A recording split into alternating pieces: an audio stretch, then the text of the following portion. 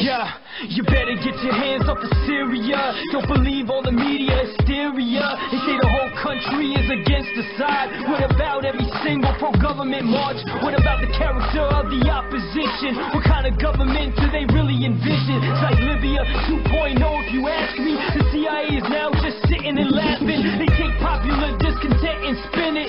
Want to see the Arab revolution diminished. What about Palestine support from Damascus? Will that still remain if the country is captured? Clear that the Zionists support the rebels. Want to see the Baptist state just leveled. Who really benefits is the question to ask. We should know much better from the most recent past. The balance of forces in the world today. We know the biggest enemy is the USA. We know they scheme and manipulate, stepping away, but they not messing with Syria today. They better get their hands off of Syria. They better get their hands off of Syria. They better get their hands off of Syria. Yeah, we need to put things in historical context. Otherwise, all we talking is nonsense. First of all, what's democracy? Does it take precedence over sovereignty? Been problems in Syria for quite a long time. Yes, they are very real, and yes, you'll find some very real, genuine discontent. But it's not the overwhelming environment and these very real shortcomings of the state. Don't make it like Egypt, a client state. Wanna knock Syria en route to Iran and sever the anti-imperial bond. People die in war, an unfortunate fact. It's not a one-sided string of attacks. Rebels killing Christians, Alawis, and NATO's on the ground. There's no need to pretend. The balance of forces in the world today. We know the biggest enemy is the USA. We are about to hear Congresswoman from Hawaii, Tulsi Gabbard's response to her fact-finding mission in Syria. My reason for going to visit Syria was really because of the suffering of the Syrian people that has been weighing heavily on my heart. I wanted to see if there was, in some small way, a way that I could express the love and the aloha and the care that the American people have for the people of Syria, and to see firsthand what was happening there, to see that situation there. When the opportunity arose to meet with him, I did so because I felt it's important that if we profess to truly care about the Syrian people, about their suffering, then we've got to be able to meet with anyone that we need to if there is a possibility that we could achieve peace. And that's exactly what we talked about. Whatever you think about President Assad, the fact is that he is the president of Syria. In order for any peace agreement, in order for any possibility of a viable peace agreement to occur, there has to be a conversation with him. The Syrian people will determine his outcome and what happens with their government and their future. But our focus, my commitment is on ending this war that has caused so much suffering to these Syrian people, to these children, to these families, many of whom I met on this trip. It's important for us to stay focused on doing what is in their best interest and what is in our best interest, and doing what it is necessary to make that happen. I'll tell you what I heard from the Syrian people that I met with, Jake, walking down the streets in Aleppo, in Damascus, hearing from them. They expressed happiness and joy at seeing an American walking through their streets, but they expressed a question. They said, why is it that the United States, its allies and other countries are providing support, are providing arms to terrorist groups like Al-Nusra, Al-Qaeda, Arar al-Sham, ISIS, who are on the ground there raping, kidnapping, torturing, and killing the Syrian people, children, men, women, people of all ages. They asked me, why is the United States and its allies supporting these terrorist groups who are destroying Syria when it was Al-Qaeda who attacked the United States on 9/11, not Syria? I didn't have an answer for them. The reality is, and I'm glad you brought up that point, because this is an often talked about thing by people like Adam Kinzinger and others, saying, well, we've got to support the moderate rebels. Every place that I went, every person that I spoke to, I asked this question to them. And without hesitation, they said, there are no moderate rebels. Who are these moderate rebels that people keep speaking of? Regardless of the name of these groups, the strongest fighting force on the ground in Syria is Al-Nusra or Al-Qaeda and ISIS. That is a fact. There's a number of different other groups all of them essentially are fighting alongside, with, or under the command of the strongest group on the ground that's trying to overthrow Assad. The Syrian people recognize, and they know, that if President Assad is overthrown, then Al-Qaeda, or a group like Al-Qaeda that has been killing Christians, killing people simply because of their religion or because they won't support their terror activities, they will take charge of all of Syria. This is the reality that the people of Syria are facing on the ground, and why they are pleading with us here in the United States to stop supporting these terrorist groups. Let the Syrian people themselves determine their future, not the United States, not some foreign country. You know, the destruction is very real, both on the physical buildings and the things that people have gone through, looking into their eyes and hearing firsthand from a girl who is now 19, but who, when she was 14 years old, these rebels that people say we should continue supporting, they came and kidnapped her. They raped her multiple times. They killed her father in cold blood right in front of her and her little brother. All she is asking for, literally, is for the United States to stop supporting these so-called rebel groups, stop supporting these terrorists, so that the Syrian people can begin to try to get back to some semblance of normalcy in their lives.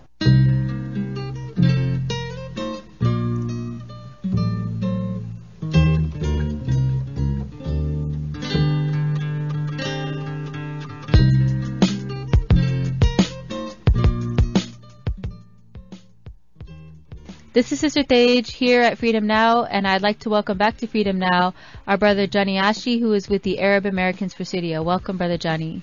Thank you for having me on the show, Sister Thage. It's always an honor to be at KPFK. Brother Johnny, before we ask for an update, can you remind our listening audience who the Ba'athist Party is, and to remind our listening audience why we support the Syrian people here at Freedom Now? Yeah, I mean, Syria is what we call a nationalist Arab country. As you know, we're not allowed to speak of nationalism or Arab nationalism. The last 3-4 countries who spoke of it got destroyed. So Arab nationalism, every country who has spoken of Arab nationalism was destroyed, literally destroyed. This Arab Springs here, if you see the countries that it hit, were only the 3-4 countries that hit were really the national Arab nationalists. Muammar Gaddafi, who spoke of Arab nationalists, Egypt, who spoke of Arab nationalists, of course Saddam in Iraq, who spoke highly of Arab nationalists, and the Ba'athist Party of Iraq, and finally Syria. These are the only secular governments, the only secular regimes. Otherwise, it's okay for the dictators of Saudi Arabia, where a kingdom that is built on fascism, built on sexism, built on demonizing human rights, it's okay for it to stay the way it is, but it's not okay for a democratic country like Syria, which we have a parliament since 1946, right after we got the rid of the French colonization, and we have a secular government in place. It's not okay for us to stay peaceful. We have to be destroyed under a pretext of democracy and freedom.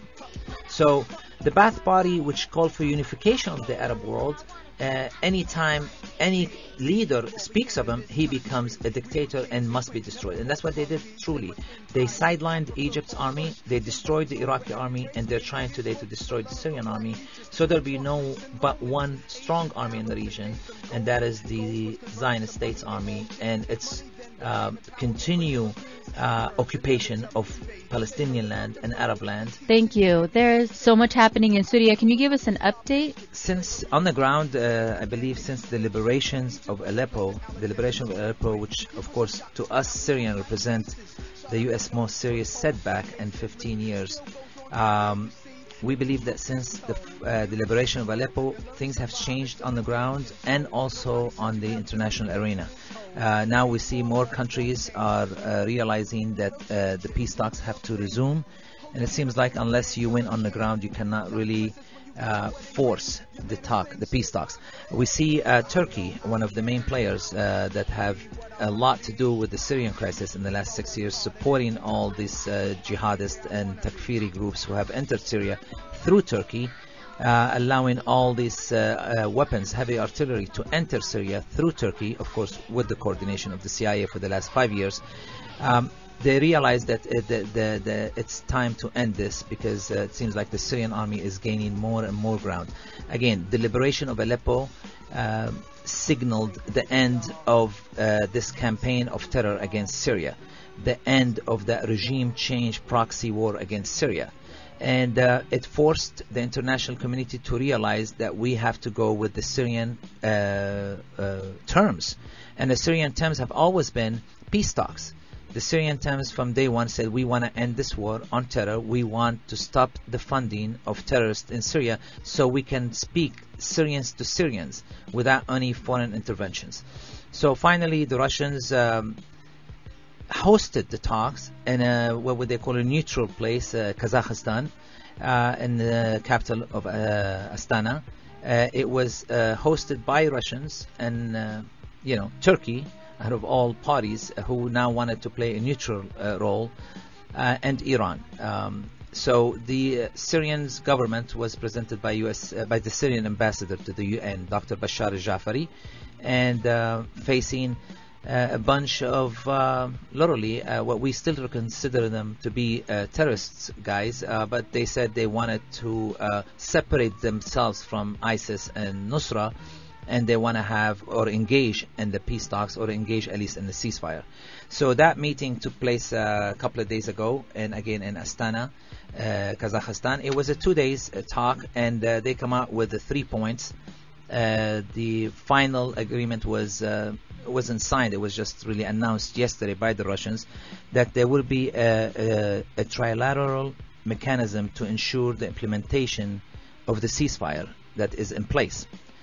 So again, the ceasefire does not include ISIS or Nusra. We need to make sure we understand that the war against Nusra and ISIS will continue. Any place that ISIS is involved in or controlling, we will be going there full force and trying to free these cities from the hands of Nusra. But there's other areas where what the US called vetted rebels or moderate rebels, and we'll talk about that in a minute, what I think about if there was a moderate rebels or not. But beside the point, these people are willing now to have a joint efforts to fight the terrorist groups. So anyone who's want to be on board and fighting ISIS and Nusra is welcome.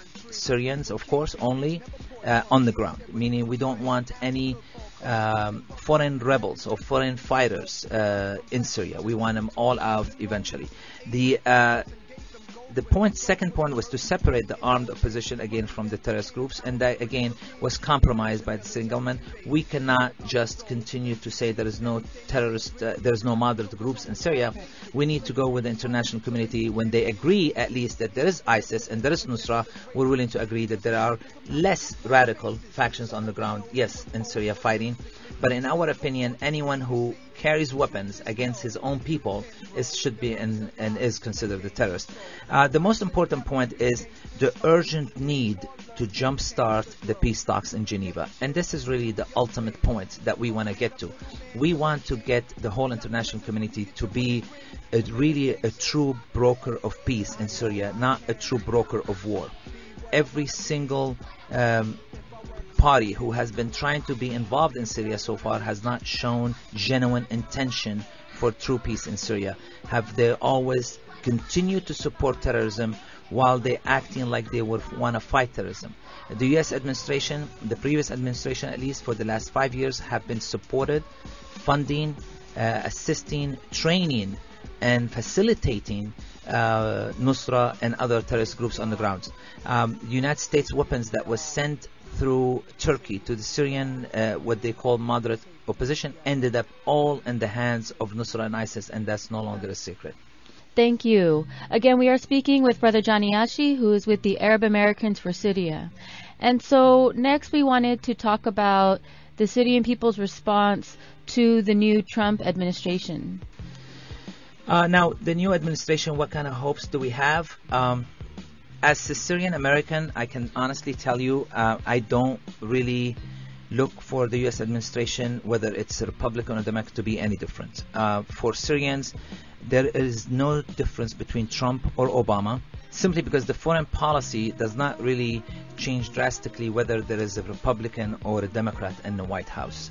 That's what we have seen and we've learned over the years. They come and they talk the talk, but they never walk the walk. Eventually, there is the United States and Israel has interest in the region, and part of that interest is to continue to divide and conquer. When the United States realized that they have enough force and enough power to go ahead and do some regime change in the area, but now after 9/11 they have the reason to do it. Before, of course, they couldn't just go. As you all know, Wesley Clark's interview when he said he was going to meet with Rumsfeld, and Rumsfeld said, we're going into Iraq. He said, why? Had we made any connection between bin Laden and Iraq? He goes, no. He goes, so why are we going in Iraq? He goes, because we can, and now we have a reason to. So that reign of the new Middle East that started at the Iraq War, Afghanistan, Iraq, this recolonization of the Middle East, or attempt to recolonize the Middle East from Afghanistan to Libya, has just hit rock bottom. I think the liberation of Aleppo has ended this, and now it's time to say, for the new administration, we hope that you have absolutely different directions going into Syria.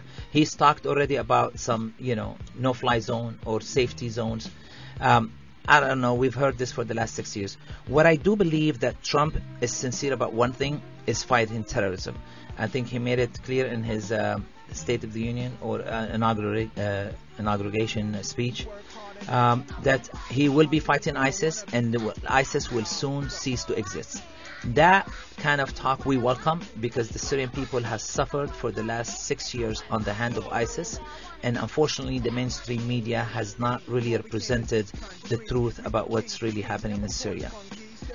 So we have hopes that the new administration at least will be serious about fighting ISIS and will try to support the peace talks and any peace initiatives in Syria to end this ugly war, what we consider, on Syria. Brother Johnny, can you talk to us about Congresswoman from Hawaii, Tulsi Gabbard's recent fact-finding trip to Syria and her report back?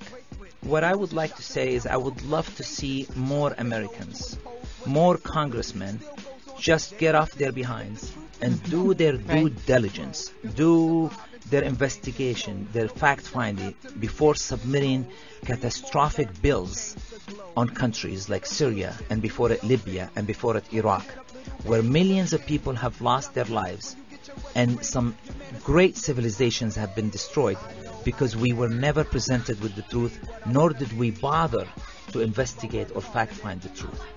I want to give a great salute to Congresswoman Gabbard for confirming what I and many Syrians have been saying for years. I've been coming on this show, this stage, and for almost 5 years, if not more. And we've been saying the same thing. There is no moderate troubles in Syria. What you're trying to represent or present a picture of Syria does not exist. There is a war of terrorists, foreign jihadists who have entered and invaded the country. And it's the duty and responsibilities of the government to defend the cities. It's the responsibility of the president to protect the cities and to protect its citizens. The U.S. administration and the U.S. media keeps putting it this way. This man has killed 500,000 people. No, sir, he has not. And anyone who repeats this, he's just lying to the world about what is really happening in Syria. This man has defended the cities. If it wasn't for the Syrian army and President Bashar Assad and the Syrian government protecting the cities, protecting, for example, a city like Damascus, where 5 million people live in peace, there is no civil war in Syria. If it wasn't for the Syrian army liberating Aleppo and reuniting families together, where is mainstream media today after the liberation of Aleppo? All we heard, the burning of Aleppo, the fall of Aleppo. Okay, well, Aleppo has been liberated now for 1 month. Where is the mainstream media to go interview these people have been liberated? Only independent journalists and progressive journalists have made visits there. And they brought some incredible pictures and incredible videos, including Congresswoman Tulsi Gabbard. These people are not interested in mainstream media to report the truth. They only want to report what helps their agenda. The Aleppans are freed. They are finally freed from the hand of terrorism, from the wrath of terrorism who have they lived under for the last 4 years. You can go to Aleppo today. The city is connected again. The 18-kilometer long train that had been running for 75 years had just been reopened within a week. It was booby-trapped in many different areas. Many Syrians got involved. They connected the trains again, and yesterday was the first, what they call the victory run for that train, who made it all the way from the eastern part of Aleppo to the western part of Aleppo, and it will run daily for 4 times every day. This is what Aleppans are living today, a jubilation, a jubilant Aleppans today feeling that finally freed from the wrath of terrorism. But the Western media insist that Aleppo has fallen back in the hand of a dictator, has fallen back in the hand of this vicious army that's killing its people. Wrong again. This army has freed Aleppo. This army has protected Syrians all over Syria. But I do want to mention a couple of things that she wrote here. She said, I met with Syrian opposition leaders. She met with Syrian government. She met with the president of Syria. She met with the president of Lebanon before she came into Syria. She met with archbishops. She met with Grand Mufti Hassoun. She met with a lot of people, women, men, children, wives of martyrs on both sides. They all pretty much had one message for her. And their message was to the American people was very powerful and very consistent. That there is no difference between moderate rebels and Al-Qaeda. There is no difference between moderate rebel and Al-Nusra, or between moderate rebel and ISIS. They are all the same. This is the message that the Congresswoman brought back from her 1-week fact-finding mission. She says somewhere that some of the Syrians were telling her that this is a war between terrorists under the command of groups like ISIS and Al-Qaeda and the Syrian government. They cried out for the U.S. and other countries to stop supporting those who are destroying Syria and her people, to stop funding terrorism. And by the way, Congress Gabbard, before she even left Syria, she had introduced a bill in Congress to stop arming terrorism in Syria, to stop arming all terrorism in Syria. Rebel, moderate, or radical, they're all terrorists. You should not be intervening in other countries and supporting any one faction against another, because that's against international law to begin with. Right. So she heard that message clear over and over again. She had seen and heard the suffering of the Syrian people, and she is determined to do something about it. I invite all people to visit Syria if they can. It's a safe place, unlike what the Western media is showing you. Even Aleppo right now is incredibly safe. The only 2 areas that are not safe are still under ISIS control, which is Raqqa in the eastern part. As we understand, the Iraqi army is having trying to free Mosul, which is in the western Iraq. It's attached to eastern part of Syria with the Raqqa. So a lot of people from Al-Qaeda and Nusra and ISIS are fleeing Iraq and entering Raqqa. Raqqa, unfortunately, it is the Khalifa's capital. They believe it's their capital. It's under ISIS, and I believe this is the last region that finally, if we can win this, if we want to win this war, we must take Raqqa back, and then Syria will be freed completely from this vicious, unhumane, barbaric, takfiri group called ISIS, which, if it wasn't supported by the West, if it wasn't supported by the regional countries like Saudi Arabia and Qatar and Turkey, it would not have grown to become so powerful. So we call on the U.S., or not just the U.S., we call on the U.S. and newly President-elect Trump, not only for him to fight ISIS, not only for him to be serious about ending the war in Syria, but to pressure their allies in Syria, the pressure their allies in the regions, mainly Saudi Arabia and Qatar, to stop arming and funding, and to stop this ideology of Wahhabist, takfiri ideology in the Middle East, because that is the same ideology for Al-Qaeda. It's been the same ideology for Muslim Brotherhood. It's the same ideology to ISIS, and it's all one source, which is the Saudi Wahhabist, I would say, brand of Islam, because I cannot call it Islam. And again, we've been speaking with Brother Johnny Achi, who's with Arab Americans for Syria. Thanks again, Sister Tej, for having me. I just want to finally say one thing. We appreciate you. We want to thank you, KPFK, for allowing us to represent the other side of the story. Early on in this conflict, 5 years ago, when we used to come out and just say, you guys have it wrong, everybody would accuse us of being butchers. They would say, you're on the side of a butcher, you're against the revolution. We all want to be, we're all revolutionists. Viva la revolution, of course. But when this revolution represents the West, when this revolution is backed by all the imperialist countries of the world, you know it's not a revolution.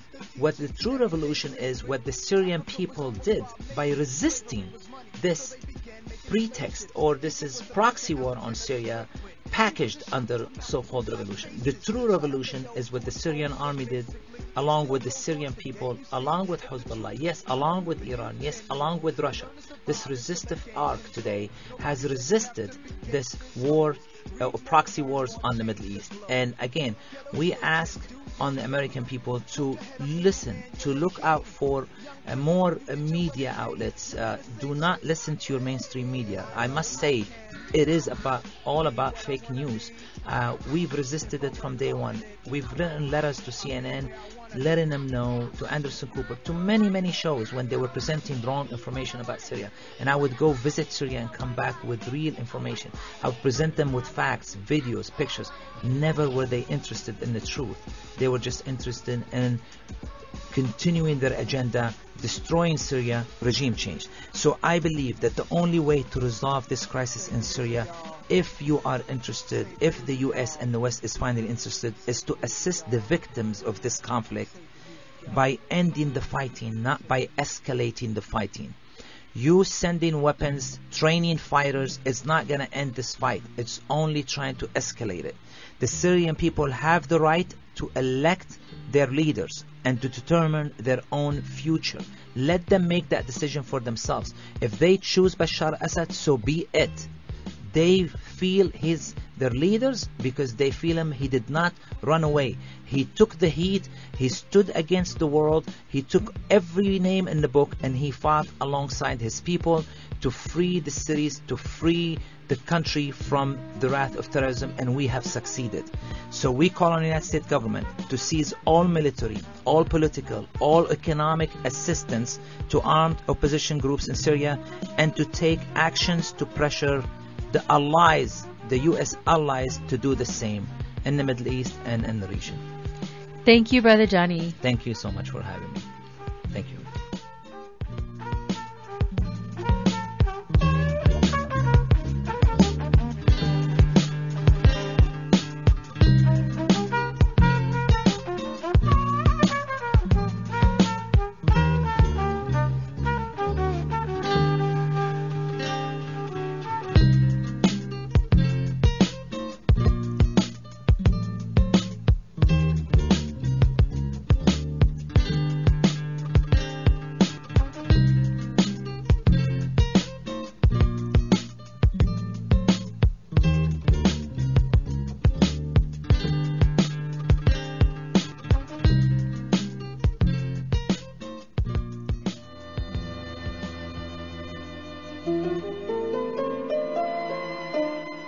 This has been Sister Tej here at Freedom Now, and in closing, we would like to thank our guests and producers, Brother Johnny Achi, Sister Nani, Brother Gerald Horn, Sister Tulsi Gabbard, Sister Jillian, and all those who made today's program possible. And as always, lista para la revolución.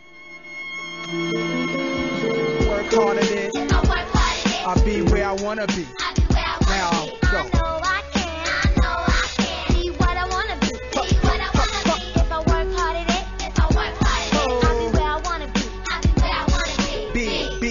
We came to this country, we were kings and queens, never porch monkeys. There was empires and